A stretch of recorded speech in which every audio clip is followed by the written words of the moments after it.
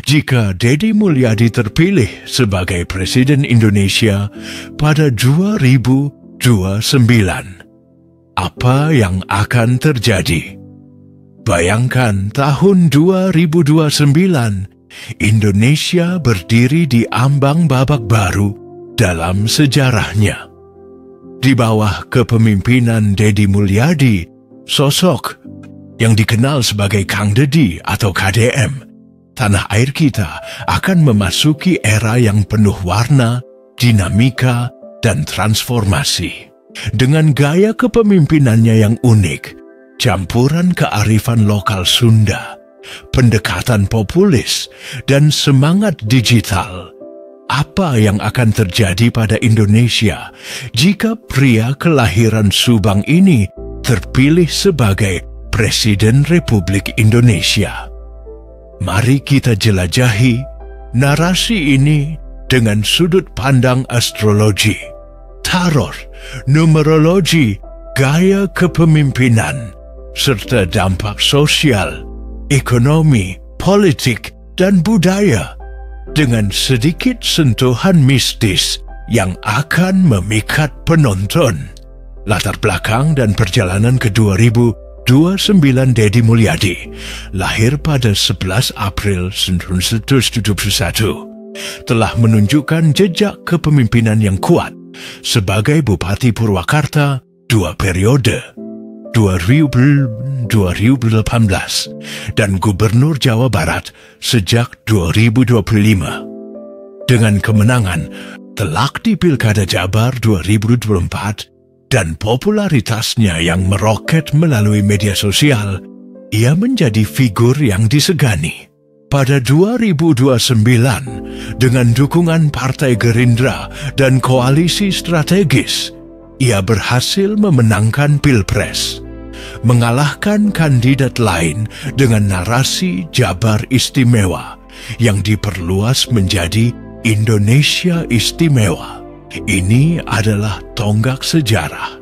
Seorang pemimpin yang lahir dari desa, dekat dengan rakyat, dan mengusung budaya lokal menuju panggung nasional. Gaya kepemimpinan, belusukan digital, dan kearifan lokal. Gaya kepemimpinan Deddy adalah perpaduan unik antara belusukan ala Jokowi dan sentuhan digital yang ia sempurnakan sebagai Gubernur Jabar. Jika terpilih sebagai presiden, ia akan membawa pendekatan ini ke skala nasional. Bayangkan Deddy turun langsung ke pelosok, dari Papua hingga Aceh, mengenakan ikat kepala Sunda, berbicara dalam bahasa daerah, dan merekam setiap momen di YouTube-nya yang viral.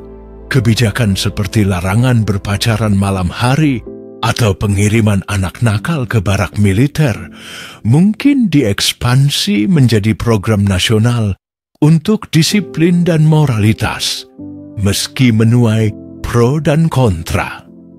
Namun, tantangannya adalah tata kelola birokrasi.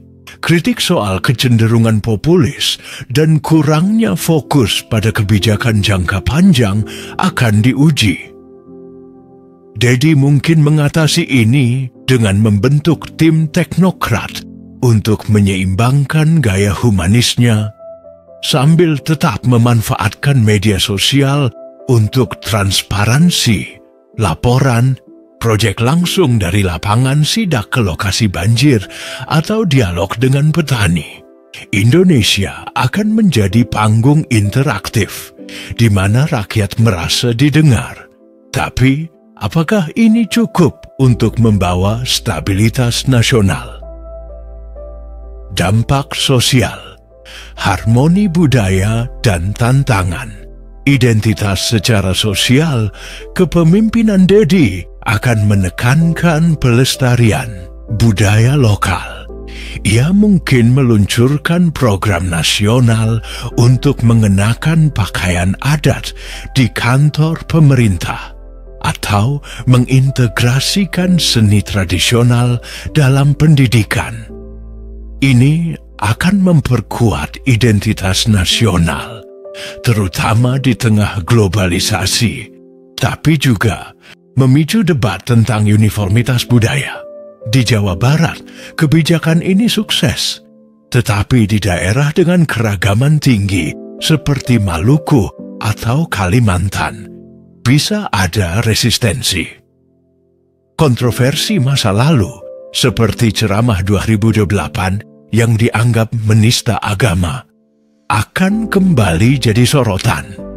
Jadi, harus cerdas menavigasi isu sensitif ini, mungkin dengan pendekatan dialog antaragama dan kebijakan inklusif.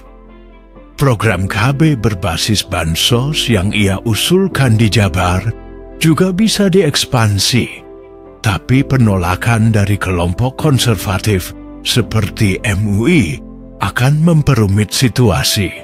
Sosial media akan jadi medan perang opini, dengan Dedi menggunakan humor dan kebijaksanaan untuk meredakan ketegangan. Dampak ekonomi, infrastruktur dan ketahanan, pangan ekonomi Indonesia di bawah Dedi akan fokus pada infrastruktur dan ketahanan pangan sesuai visinya di Jabar. 2 tol baru, Sukabumi Ciranjang dan Ciranjang Padalarang, yang mulai dibangun 2025-2029 akan diperluas menjadi jaringan nasional, meningkatkan konektivitas antar daerah. Investasi swasta via KPBU akan digalakkan, tapi risiko utang dan korupsi proyek besar harus diawasi ketat. Ketahanan pangan akan jadi prioritas dengan kolaborasi petani milenial dan teknologi AI, terinspirasi dari lembur pakuan. Ini bisa mengurangi ketergantungan impor, tapi tantangan logistik dan perubahan iklim akan menguji efektivitasnya. Ekonomi mikro seperti UMKM akan didorong via platform digital, menjadikan Indonesia lebih inklusif, meski ketimpangan wilayah tetap jadi PR besar. Dampak politik, stabilitas dan koalisi politik di era Dedi akan penuh dinamika. Sebagai bagian Gerindra, ia harus berbagi panggung dengan Prabowo, yang mungkin masih berpengaruh hingga 2029. Koalisi dengan partai lain akan krusial, dan gaya populisnya bisa memenangkan hati rakyat, tapi juga memicu oposisi keras dari elit tradisional. Pengamat seperti Cecep dari alinea.id menyebut Dedi perlu mengubah narasi lokal jadi nasional. Mungkin dengan mengangkat isu ketahanan pangan atau lingkungan sebagai agenda besar. Stabilitas politik akan diuji oleh kebijakan kontroversialnya. Jika ia berhasil membuktikan diri di Jabar, elektabilitasnya bisa melonjak. Tapi kegagalan mengelola birokrasi atau isu agama bisa memicu krisis kepercayaan. Dedi mungkin akan mengandalkan dialog publik via media sosial untuk menjaga legitimasi. Astrologi era Aries di puncak kepemimpinan Dedi. Seorang Aries, 11 April 1971, membawa energi Mars, keberanian, inisiatif, dan semangat tempur. Pada 2029, dengan transit Jupiter di Aquarius, mendukung inovasi, dan Saturnus di Pisces, stabilitas emosional. Ariesnya akan bersinar, mendorong kepemimpinan visioner. Namun, Uranus di Gemini bisa memicu konflik komunikasi, memerlukan kecerdasan Dedi dalam menavigasi media sosial. Kecocokan dengan rakyat, elemen bumi dan air akan tinggi, Tapi ego Aries harus dikendalikan agar tidak bertabrakan dengan elit politik.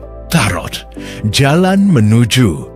The Emperor Tarot Virtual menunjukkan The Chariot, perjuangan menuju kemenangan di masa lalu, mencerminkan perjalanan Dedi ke 2029.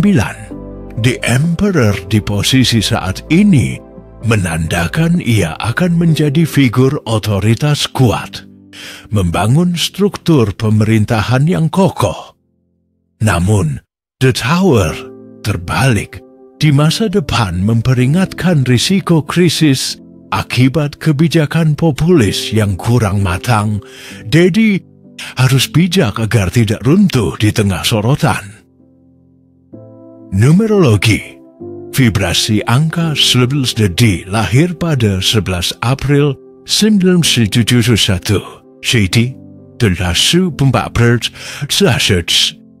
Swensil pelatuh realisas. Serdes 24. Angka 6 melambangkan harmoni, keluarga, dan tanggung jawab, sesuai dengan gaya humanisnya. Tahun 2029, 12,9. Ke-11, setiap Astrologias membawa vibrasi stabilitas dan kerja keras. Kombinasi ini menjanjikan era pembangunan, tapi juga tantangan administratif yang harus diatasi dengan disiplin. Dampak budaya dan mistisisme.